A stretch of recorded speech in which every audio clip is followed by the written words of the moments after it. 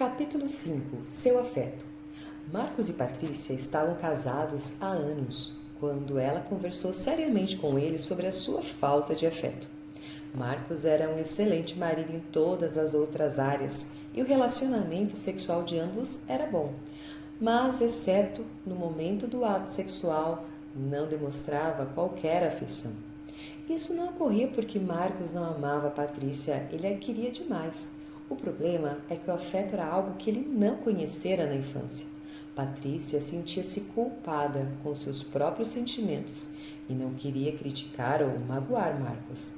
Mas ela também não conhecera afeto quanto criança. Portanto, isso era muito importante para ela. Cada vez que ela o confrontava sobre esse problema, ele tentava mudar, mas logo as coisas voltavam a estaca zero. Isso provocou em ambos grande frustração e mágoa. Com o tempo, Patrícia perdeu as esperanças e sentiu como se estivesse morrendo por dentro.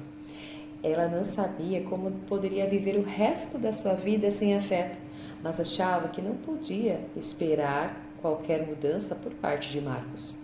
O sofrimento de Patrícia finalmente levou-a a dividir o problema com suas parceiras de oração. Elas oravam diligentemente por isso todas as semanas e, enquanto oravam, Deus trabalhou em Patrícia. Ele a levou a alimentar-se melhor, a exercitar-se adequadamente, coisas para as quais ela sempre fora rebelde. Depois que se submeteu totalmente a Deus com relação a isso e começou a obedecer à sua vontade, Patrícia passou a sentir-se melhor consigo mesma e compreendeu que merecia ser tratada com mais afeto pelo marido. Não precisava sentir-se culpada por desejar afeição, porque o Senhor também queria isso para ela. Logo, Patrícia sentiu que Deus a guiava para confrontar Marcos novamente nessa questão. Desta vez seria diferente, porque agora ela estava sendo guiada pelo Espírito Santo. E ela e suas companheiras de oração haviam pedido uma transformação milagrosa em Marcos. Foi necessário coragem para falar sobre isso novamente, ela me contou. Fiquei com medo que pudéssemos chegar ao divórcio porque ambos estávamos tão magoados que não víamos mais esperança um no outro. Mas Deus me ajudou a falar com amor e desta vez a conversa provocou uma abertura imediata. O ponto crítico, lembrou-se Marcos, foi quando a Patrícia me disse: querido, como alguém tão maravilhoso como você, com todas as suas qualidades, alguém a quem amo e em quem confio tanto, pode ser incapaz de demonstrar afeição? Por ter usado palavras que lhe deram confiança, explicou Patrícia, ele sentiu que valia a pena tentar de novo. Marcos agiu de modo diferente dessa vez. Ele levou o problema ao seu próprio grupo de oração, que imediatamente o apoiou. Eles decidiram não só apoiá-lo com as orações diárias, mas também cobrar dele a demonstração de algum tipo de afeto a Patrícia todos os dias. Isso foi algo que me agradou, porque eu queria mudar, disse Marcos. Amo minha esposa e me odiava por magoá-la. Eu queria ser diferente e sabia que a verdadeira transformação só pode acontecer mediante o poder do Espírito Santo.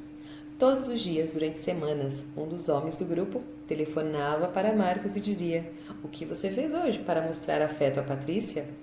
Eles também sugeriram meios de mostrar afeição e dar segurança a ela. Disseram a Marcos que perguntasse regularmente a Patrícia: como estou indo? Para alguém cujo coração não tivesse sido preparado pelo Espírito Santo, isso poderia ter sido extremamente aborrecido. Mas, como Marcos aceitara com prazer a obra do Senhor nele, não houve problemas. Agora, a primeira coisa que ele faz ao chegar em casa é me dar um abraço e um beijo, disse Patrícia com um sorriso radiante. Senti-me uma nova pessoa depois dos abraços. A situação de Marcos e Patrícia não é rara. Muitas pessoas, mesmo homens e mulheres piedosos, mantêm casamentos falidos por ausência de afeto. As mulheres suportam isso porque os maridos são bons em outros aspectos ou porque elas não se sentem dignas de exigir afeição. Mas não foi assim que Deus planejou o relacionamento conjugal. O marido concede à esposa o que lhe é devido e também semelhantemente a esposa ao seu marido. 1 Coríntios 7,3. Há um tempo de abraçar, diz a Bíblia, Eclesiastes 3:5. Esse tempo é definitivamente quando você é casado. A afeição não está no alto da lista de prioridades dos homens, porque eles, no geral, acham que sexo e afeição são a mesma coisa. A maior necessidade da mulher é o afeto. Se você tem um casamento em que falta esse ingrediente, ore, pedindo a transformação do Espírito Santo. Vamos orar? Senhor, oro para que haja afeição física entre meu marido e eu. Capacite cada um de nós a deixar de lado o constrangimento ou a apatia e ser efusivo em nossa demonstração de amor. Ajude-nos a demonstrar o quanto gostamos e valorizamos um ao outro. Lembre-nos durante o correr do dia de tocar-nos de alguma maneira afetuosamente. Ajude-nos a não ser frios, reservados, desinteressados ou distantes. Capacite-nos a ser cordiais, ternos, compassivos, amorosos e carinhosos. Afaste qualquer atitude obstinada da nossa parte que nos impeça de mudar e crescer. Se um de nós for menos afetuoso que o outro, temos equilíbrio. Se a ausência de afeto provocou em nossos filhos uma visão negativa do casamento, ou ensinou-lhes um meio incorreto de se relacionar com o cônjuge, ajude-nos a corrigir essas falhas, de modo que possamos ser-lhes um exemplo a ser seguido. Mostre-nos como confessar francamente nossos erros a eles e demonstrar nosso compromisso de viver de modo diferente. Mude nossos hábitos de indiferença ou excesso de ocupação, que não nos consideremos sempre certos e que a afeição não seja um ato de grande esforço. Ajude-nos a não enfraquecer o casamento, negligenciando esse meio vital de comunicação. Oro para que sempre saudemos um ao outro com um ósculo de amor. 1 Pedro 5,14.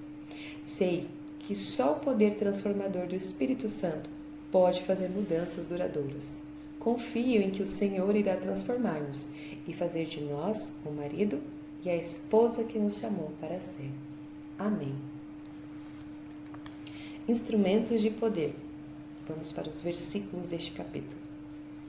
Se há, pois, alguma exortação em Cristo, alguma consolação de amor, alguma comunhão do Espírito, se há entranhados afetos e misericórdias, completai a minha alegria, de modo que penseis a mesma coisa, tenhais o mesmo amor, sejam unidos de alma, tendo o mesmo sentimento. Filipenses 2, de 1 a 2.